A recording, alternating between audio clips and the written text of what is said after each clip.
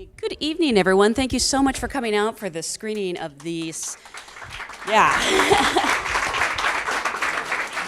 For not just one of the best movies of the year, but one of the best reviewed movies of the year, Mudbound. At this time, I'm so pleased to welcome two of the women who brought this movie to life. First, I have a DGA and Gotham Award winner who broke through with the stunning debut film Pariah. She's also earned 2 Emmy nominations for her work on Bessie. Please welcome the movie's co-writer and director, Dee Rees.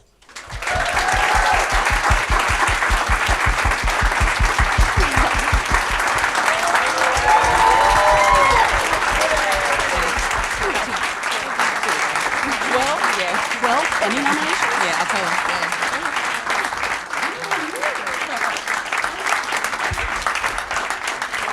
Say any numbers. And of course, you know her as the 9-time Grammy Award winner. She's also proving herself to be an actress to reckon with, recently seen on Empire and How to Get Away with Murder. Truly a revelation in the role of Florence Jackson. Please welcome Mary J. Blige.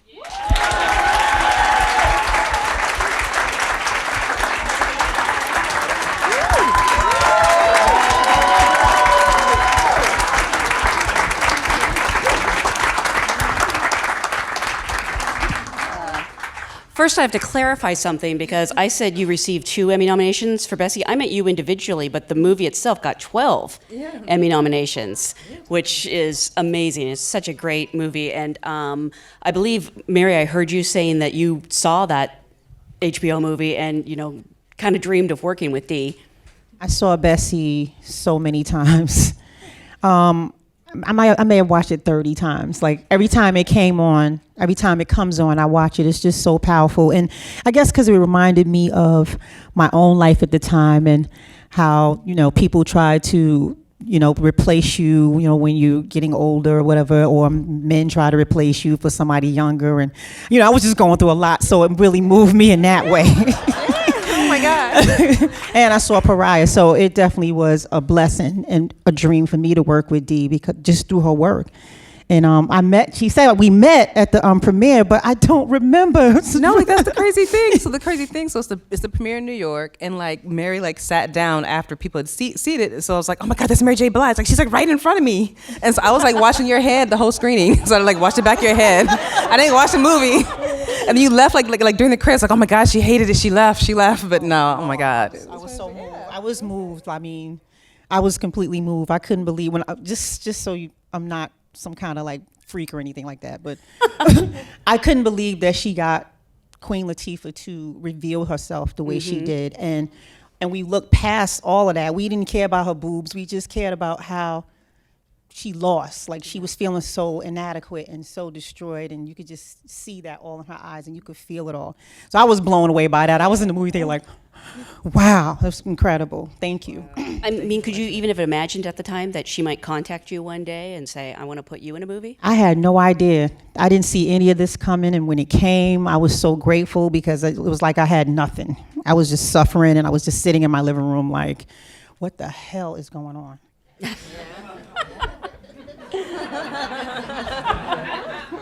I'm serious. And then Shakim called me and said, Dee Rees wants to put you in this movie called Mudbound. And I was like, Dee Rees, oh my God, I'm in from the gate. And then when I read the script, it really like made me understand what I was getting into. And it was just a movie that was so important and so relative to right now where we are. I was like, I have to be a part of something like this. If I'm gonna be in a film, it has to be something like this. So thank you. Like I was scared to ask you. So like Shakim is Queen Latifah's manager and also Mary's manager. And so as we're casting this film, like I know I wanted you, and it's kind of like, okay, she's gonna say no, but let's just ask, you know. And I was just surprised you said yes. I was like, I was all prepared to explain why and sell you on it. And then you were just like, okay, cool, it's good. I was surprised you offered. Thank you. You must have done something really amazing with the back of your head at that screening for her to see you in this movie. I don't know what I was doing because I was in. Oh God, I can't even tell y'all how much how much stuff I was dealing with. You can curse here. It's fine. So I could have been doing anything, you know. I was just so moved by the movie, just how real it was. Yeah. And I know this is based on a novel by Hilary Jordan. How did the project find its way to you? And you know, I mentioned you made a stunning debut film, Pariah, and then obviously you recently made Bessie. But it's been a while since you've done a theatrical movie. Yeah, so the script came to me in 2015. So the first version of the script is by a writer named Virgil Williams. And you can ask my agent, usually I hate everything I read. Like, I'm saying no to everything. But I love this script. I was like, okay, there's something there. And then I wanted to go back and read the book and see what else, I could mine from the book. And the thing I got into were like the inner monologues and like the things that people say to themselves. And so Cassian Elways was a producer who brought it to me, and he was like, it's yours if you want it, which like never happens to me. And I was like, okay, I'll do it if I can rewrite it. And he was like, yes. And so then I was in, and mostly I really wanted to work on the Jackson family so that they had, fullness, and they had agency, and they weren't just there to service the McAllan family. And so like I wrote like new monologues for Florence, like the whole, like I remember I held his heartbeat in my hand. He was warm and alive. And even when she goes to care for Laura's children, I remember my mother blue, so that the tension of the scene is not just this rainy night ride. The tension of the scene is she's doing the very thing she said she would never do. And like I wrote new monologues for Hap, and even like the leaving scene, which is one of my favorites of you, like when Ronsel leaves and you turning your back on him, like I have a grandmother who's like superstitious about watching people leave. So I wanted to like put that in there and just make Florence like this observer. She sees everything, but will say maybe like 5% of what she sees. And it takes a really nuanced performer to pull that off, because and sometimes it's easier to emote, but it's hard to like hold back. And Mary had this beautiful restraint in her performance, and layered, where her eyes are saying everything. So Thank you. Yeah.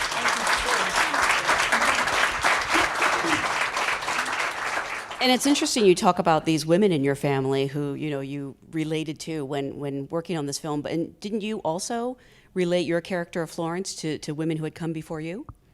Yeah, my grandmother is Florence. My aunts are Florence. When we were growing up, and hey, Claude. Oh, snap. We were growing up, and I see Claude works at Nobles, and I'm in Nobles like 2 times out of the week. So anyway, so growing up in New York, my mom is Southern, my father's Southern, and of course I was raised in New York, born in New York, but the summers would get really bad in New York, so my mother would send us to Georgia, and from 7 to like 13. And my grandmother was this woman. She had farms. I watched her kill chickens. She was very strong and silent at the same time, but you could tell that she was powerful because her husbands listened to her, everybody listened to her without her even saying much. So I knew this woman. She was definitely in my DNA. And of course, Dee's direction, and Dee had a book with all her ancestors in it, and so we would go through these books and see like Dee's face all over these people. So, she definitely gave us a gift by giving us that book as well, which helped us as well. And music. Yeah. The book, was it your grandmother's journal?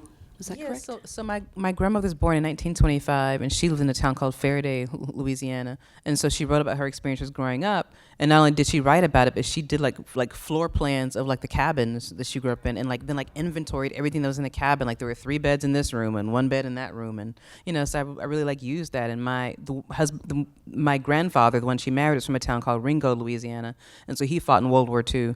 And so when he came back, he didn't really get his benefits. He didn't get the things he was promised, but he got a job at the post office. So that was his payment. So I just really wanted to kind of bring their story to life, and like I realized all the things I didn't ask her when she was alive, and like the things I didn't ask him. So I wanted to just inject my own personal history into the story. And like, for example, my grandmother, so she would tell me about her mother would pick cotton, and she and her little brother would ride on her mother's cotton sack. And so she said she was never going to pick cotton. So I made that a shot in the film, these 2 kids riding on a sack. And then B, like my grandmother said, she wanted to be a stenographer. So made the little girl want to be a stenographer. It's just like this, it shows the imagination of it, to be a thing that you can't even see, and then it showed to show like the parent support for it. Like, well, you're going to be the first one, just like, so, yeah. I want to talk about the amazing cast that is in this movie, including Mary. Yeah, it's fantastic from top to bottom. Looking at all those faces now, I mean, they're all so fantastic. Where did you even begin? I mean, did you cast one character and have to build around them, or did you know who you wanted for every part?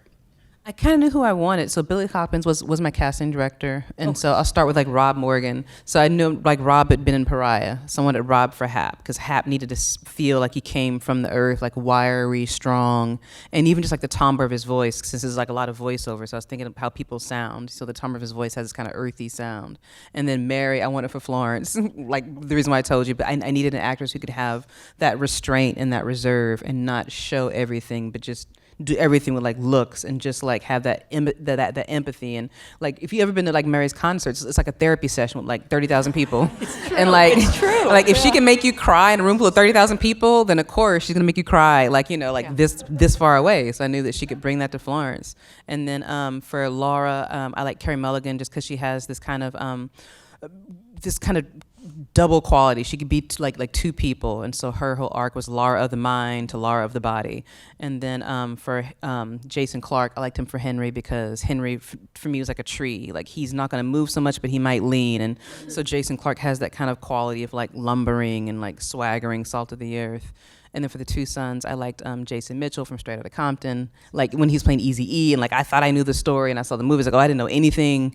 And also just like, you know, he's able to like cry and hold another man, and it's like, oh, he understands like sensitivity and male vulnerability, and like he also, it was just like he has like an old soul. You know, it's hard to find like a young actor that feels very wise, and Jason has this wisdom about him. Yeah. For Ronsel. And then Garrett Hedlund I love because I see him in like Inside Llewyn Davis where he has like one line, and I liked him because like I needed Jamie to have like a haunted quality because his whole arc was dreamer to ghost. And then Jonathan Banks, I just love Breaking Bad. Oh my so God, he's amazing. I think that's everybody, right? Yeah. That's good. Yeah. Mary, I am curious because you talked about Bessie and how you saw Queen Latifah sort of stripped away, and you knew Dee was an amazing director. You were anxious to work with her. Were you also a little bit scared? I was petrified. I found out a lot about myself that wasn't positive because I didn't really know how vain I was until I had to play Florence, and I got and I know she's a character. I just didn't know I was holding on to so many things that made me feel beautiful, like, you know, hair and lashes and makeup and things like that. And I was like, well, can Florence have like a strip of lashes? You know, I was fighting for lashes. And I was like, can she wear the wavy wig instead of like my hair texture? So I learned a lot, but once I like once I surrendered to Florence, like, and just, you know, did my own hair texture and just was running around just looking like Florence, like, it helped me, like, with confidence, because Florence was getting hit on. People were whistling and saying she's beautiful. And I was like, well, you know, looking behind me, like, who are they talking about? But then it dawned on me, like, Mary, this is helping you. You don't need all that stuff. So thank you, Dee, you helped me more than you even... Like, I have some new confidence because of Florence right now. Yeah. No, thank you for going there and putting on the big boots, and, you know, the you were great. Oof, the boots made me cry. I was like, oh my God. Oh. And I'm glad you mentioned Rob Morgan, because obviously most of your scenes are with him, and he's such an accomplished actor. I mean, was that intimidating working with him? Because you guys just have a very easy chemistry. I'm wondering if that was sort of instantaneous. It was intimidating with Rob because Rob is like an actor. Like, he's acting, he's yelling like something's really hurting him, and you'd be like, yo, he's acting right now. I mean, it was moments where I stopped and I had to realize was when he fell and he had the cut. It looked like he was really in pain, and I was like, wow, he's amazing because he's acting right now. And it was nice. It was really, really nice. The chemistry we ended up having. It was really cool. Dee put us in our place because I was completely, just to tell the truth, I was fresh off of the Bad Boy reunion tour. Mary J. Blige, wig, bob, nails, all this stuff. I'm coming off the plane. I come in, he's already in character. He grabs me, talking about, there goes my woman. I'm like, no. No. So it took me a minute to even respect Rob as my husband. I was like, I was completely, but when Dee whipped us into shape, she was like, look, y'all better get over there and work on y'all intimacy and get it together. And I was like, oh God, Dee is frustrated. I can't, she's too nice. You know, she was very, very patient with me. And when she got frustrated, I was like, oh my God, I got to get it together. So I went and got it together, and I just gave it all to Rob. Like, here you go, I'm an actress now, take it all. And then he was blushing. He was like, oh my God, oh my God. Right, when I finally gave it to him, he was like backing up. I said, don't back up now. Like, Well, looking at these performances, I mean, I know this cast had to trust you implicitly to go to some of the places that they did. How do you build that trust with actors? I was gonna say I should have warned Mary up front. Like I don't do like traditional like rehearsals where we're reading the lines. I like to do like workshops, like with just the relationships, and so I get the kind of key pairings. So like Mary and Carey was a pairing, and that thing was about power. So I just let them repeat back and forth. You have the power. No, you have the power. And then the infamous Mary and Rob. I was trying to like as a couple like build a shared history together. Like just talk about how you met, what you like about him, what you like about her. You know, what's your favorite feature? And so like Rob, as she said, was in character. And so he was ready. And she walks in the door, he's like on her. And so, but I just like to kind of like, as a couple, like, you know, they've had several kids together. So to just kind of build that shared memory. So when you get to set, it's not about what you're saying, it's about why you're saying it and all this kind of history underneath it and all these memories you have together. So that's how I like to work, because I know my actors are professional. They're gonna come to set knowing their lines and everybody else's lines. It's just like the why of it, you know, is what I care about. And this movie it's so epic and it feels so authentic, but I do know that it's an independent movie. You made it on a budget. I know. I wouldn't have believed it, except I saw it at Sundance, so I know it probably looks a lot more expensive than it was. What did end up being the most difficult part of making the movie? Because you are working on a difficult location, in difficult weather, with difficult material, and not a lot of money to go around. Yeah, everybody forgets this is like an independent film. Like we made this for like $10 million in like 29 days. It's like insane. And I can only do that, A, because the cast was ready and prepared and committed. No one was going back to like holding or base camp. They would sit in rental cars maybe, but there was no AC, there was no nothing. But I would say that the hardest part, strangely, wasn't the barn scene, which everybody thinks is. It was like digging that damn hole, because we were out on like a sugar plantation and we didn't know how high the water table was. And so there's a lot of, we had meetings just about the hole. And so, it was like, there's a plan to dig 2 holes, like kind of like a production hole with a ramp so we could get equipment down there, and then like a hole just for like high angles. Then there was like, okay, well, maybe like rain, like if it rains between now and we shoot, the hole's gonna fill up, and it did, and we pumped it out. So digging that hole was like the hardest thing. And then like when we shot it, we needed like an overcast day, because we couldn't digging the hole was the hardest part of the shoot. It was crazy. Yeah. Well, you're also working with animals, which they tell you not to do. Yeah, they do. Yeah, mules and chickens, and thank God Mary and I didn't know Mary had like a chicken phobia until until like a week ago, because she was in there handling it like nothing. It was great. I had to get over it. When I was little, my grandmother she chopped a chicken's neck, and the nerves of the chicken caused them to flip and run and flip. And he was flipping and running after me, and I'm running, and I thought he was running after me, but he wasn't. He was just going in the direction I was going in, and so but I didn't want to tell anybody that. I just went into, I had the guy that helped us hold the chickens, and, there was someone to help us get through it. And once we got through it, I was picking them up like it was nothing. I had to, remember, but that was. I don't blame you. That would traumatize me. You might have just answered this, but what ended up being the most difficult part of making the movie for you? Well, actually, it wasn't the chicken at the end of the day, because I ended up, handling the chicken. I mean, all of it was the weather was, was hot as hell. It was hot. It was raining. Sometimes it was raining, so the mud was real. The mud was everywhere. But the environment was hard. But the environment was beautiful at the same time, because it kept us in character. Like, we were surrounded by mosquitoes and mud, and the house was, small, and it just kept us in character. So, I mean, I guess it was all hard, but all necessary to me. And I have to imagine a production like this, everybody is there because they want to be there, and so I imagine the cast was particularly close. But was it difficult when you're doing these scenes where, some of these characters are not always kind to each other? How would you sort of leave that behind at the end of the day, or could you? Would you take your work home with you?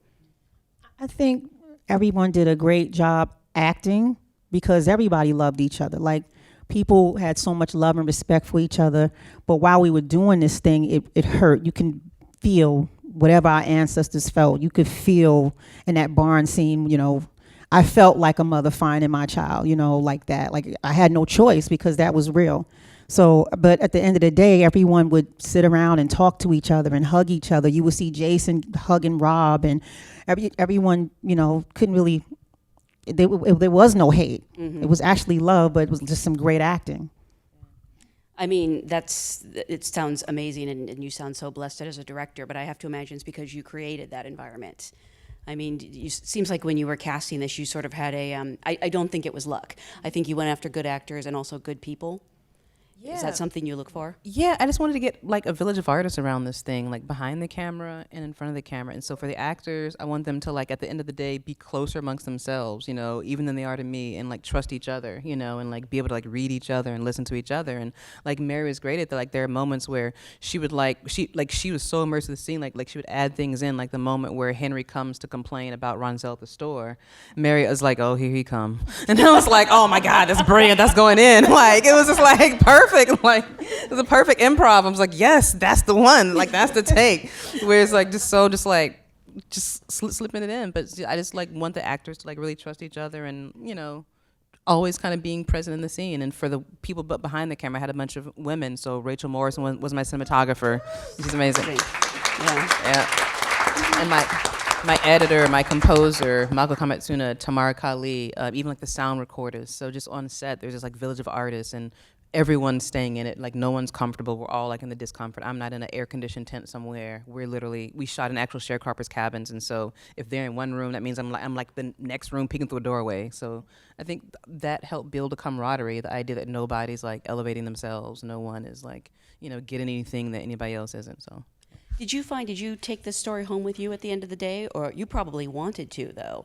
I mean, even after making the movie, were you sort of able to let go? Did it weigh on you, or was it a good thing? I think, I was always kind of thinking like, when I'm watching I don't watch dailies, but when I'm watching like on set each day, I'm always thinking like, what else, like what's missing, like what's the thing like I'm not thinking of. And so I would like write scenes, and they would be game. Like for example, the scene where Ronsel gives his mom a candy bar. Like I wrote that scene during the shoot, and I was like, okay, let's do this one more scene. And they like read it 5 minutes, bam, jumped in, like did the scene. So I'm always thinking like what's missing, and always trying to find that connective tissue or those moments of life, those like arresting details that like turn a thing. So I took it home in that way, where on the 2-hour drive back to New Orleans, like what did I miss? Like what, like where's the glue? So 2-hour drive every day to and from set? Yeah, because we were out in plantation country. So we were 2 hours outside New Orleans on a sugar plantation. And so, yeah. Nothing about this sounds easy, by the way. I have a question from the audience, from Laurel. Wants to know, it's for Mary. Your music has had a huge influence on my life.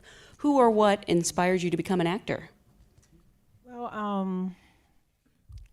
I believe I was inspired to be an actor when I was 7. It was something that was in me for a very long time. My teacher, Miss Sweeney, my music teacher, Miss Sweeney, put me in a play with this guy. It was a Christmas play, and we did very well because that was the chatter around the school. Oh my God, Mary did so good. And so I remembered all of this, and I carried it with me, but I didn't, it was something that I kind of pushed to the back because singing is my first love, and I just loved it. It just set me free. It was everything to me.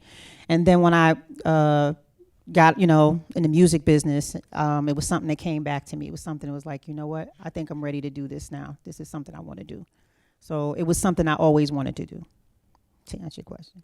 For the roles you've played before, like Empire and How to Get Away with Murder, did you have to audition for those, or was it a matter of they came to you or you went to them and said you were interested? I believe they came to me, and I didn't have to audition.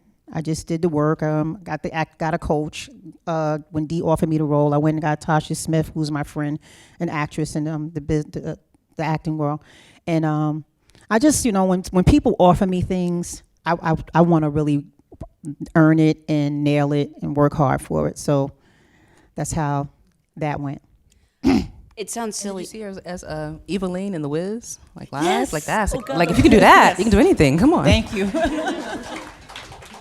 Well, I was actually going to ask you, because the answer seems obvious if you've seen the movie, but how did you know she could pull it off? Had you seen much of her acting work at that point?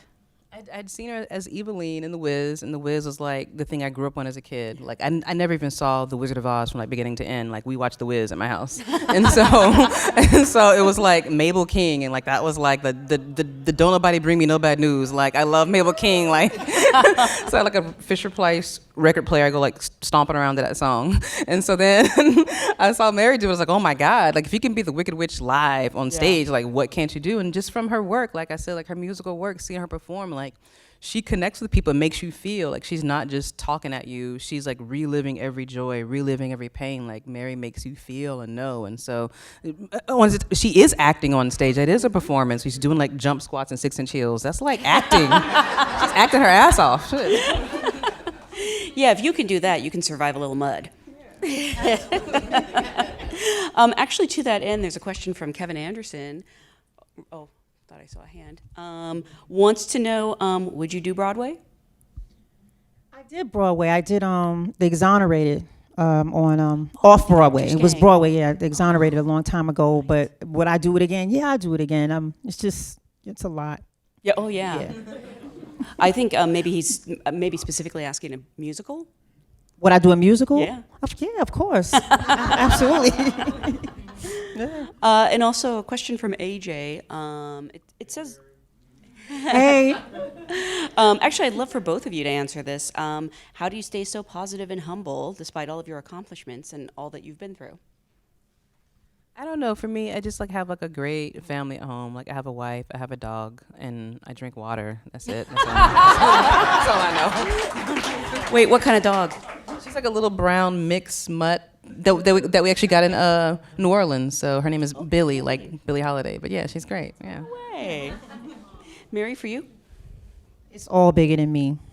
It's the suffering, the joy, all of it is so much suffering that it has to be for someone else. So it just keeps you humble. And it's so much joy that you have to keep it balanced. So it's bigger than me. This is, I mean, I just don't know how to go around and act like I'm all of that. I don't know how to do that. I don't even know what that means. Like, because the people are the reason why we're here. The fans are the reason why we're here. The people that watch the movies are the reason why we're here. So this is, you have to stay humble. You have to, yeah.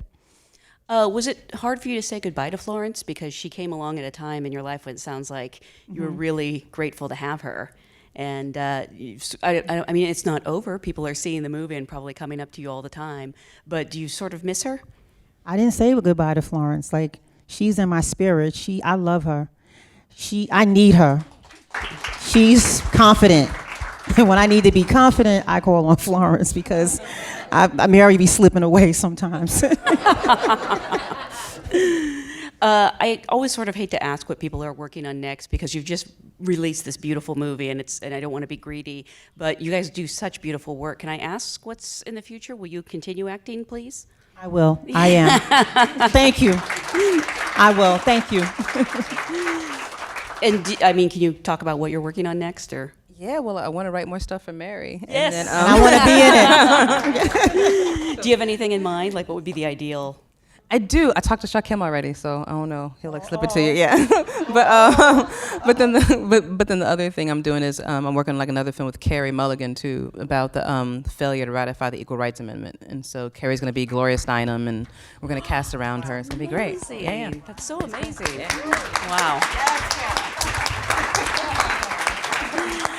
I mean, when did you shoot this film? Actually, it was. We shot in 2016. Okay, So summer of 16. Yeah, it was a very different world then, and you probably thought you, or maybe not actually, but you probably thought you'd be releasing it, in a different world. Well, yeah. So it's like the same world, but yeah, I thought maybe people were more kind of awake than they are. But yeah, I think that I think the silver lining is that I think people are becoming conscious of what's always been there. Like some of us have known what's been there, and so now everyone's becoming aware of like the thing that's always been under the surface. So yeah. Well, The good news is, as much as I want everyone to go see this movie on a big screen because it's so beautiful, but you can also watch it on Netflix right now. So go home and watch it again. Watch it over and over again. I want to thank you guys so much for being here, and congratulations on such a beautiful movie. Thank you. Thank you guys for being a great audience. Thank y'all. Thank you.